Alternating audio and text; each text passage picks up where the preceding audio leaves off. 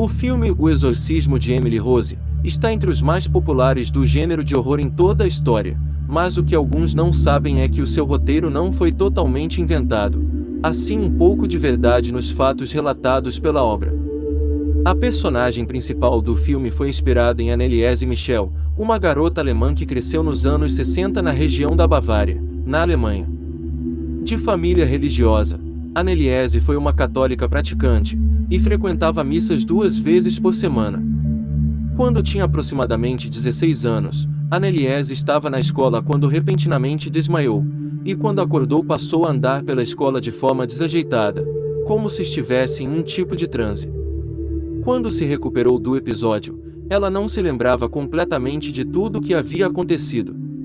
1 ano depois, algo semelhante voltou a acontecer, e Anneliese entrou em transe em sua própria cama, inclusive apresentando convulsões e tremores descontrolados. Depois deste segundo episódio, Anneliese decidiu que era hora de visitar um especialista, e consultou com um neurologista, que lhe diagnosticou com epilepsia de lobo temporal, uma condição que pode causar tonturas, perda de memória e alucinações auditivas e visuais. Não raramente, também, essa condição provoca a chamada síndrome de Geschwindling, normalmente relacionada à hiperreligiosidade. Anneliese recebeu medicamentos para epilepsia, começou um tratamento médico e inclusive conseguiu entrar para a faculdade de Würzburg, em 1973. Infelizmente o tratamento não surtiu o efeito esperado.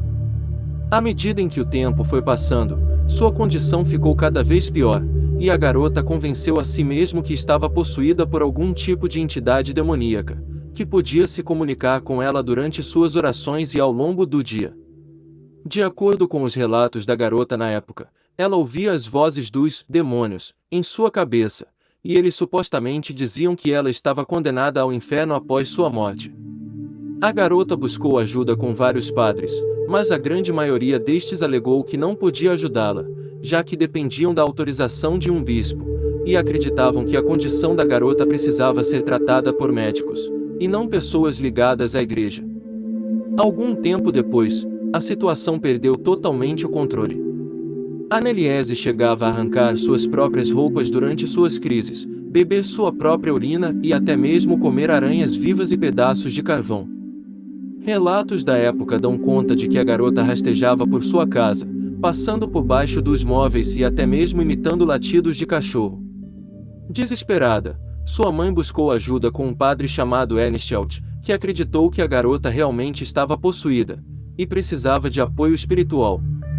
Mais tarde, quando precisou depor sobre o caso na justiça, Ernst afirmou que a garota definitivamente não parecia alguém que sofria apenas com epilepsia. O bispo Joseph Stango foi quem autorizou Ernst a proceder com o exorcismo, desde que ele fosse realizado em total segredo. Ao todo, foram realizados 67 sessões de exorcismo com a garota, com algumas durante mais de 4 horas. Durante essas sessões, Anneliese afirmou que sabia o nome dos demônios que a possuíam: Lúcifer, Caim, Judas, Adolf Hitler e Nero. Esse episódio foi dramatizado pelo filme de 2005, em uma cena de grande popularidade entre os fãs do gênero. Os demônios, a quem Anneliese acreditava dar voz, discutiam entre eles durante as sessões de exorcismo. Eventualmente, a garota passou a desenvolver grandes ferimentos em seus tendões e joelhos, devido ao tempo em que ela passava ajoelhada rezando. Além disso, a mulher parou de comer adequadamente, e durante os 10 meses de sessões de exorcismo ela passou por um severo quadro de desidratação e desnutrição. De forma trágica, Anneliese faleceu em 1º de julho de 1976, por complicações causadas por todos esses fatores. Ela tinha apenas 23 anos na época. A história da garota se tornou uma sensação na Alemanha após a sua morte, e os pais de Anneliese, junto com os padres que se encarregaram do seu exorcismo, foram acusados de homicídio, já que na visão da justiça eles negligenciaram a situação da garota. Os padres foram condenados a 6 meses de prisão, enquanto os pais não precisaram cumprir a pena já que a justiça entendeu que eles haviam sofrido o suficiente com a perda da filha. O filme, lançado em 2005, conta com uma grande carga de dramatização e até mesmo um certo exagero em algumas cenas, No entanto, muitas das coisas mostradas na obra de ficção realmente aconteceram de uma forma ou outra durante a triste história de Anneliese.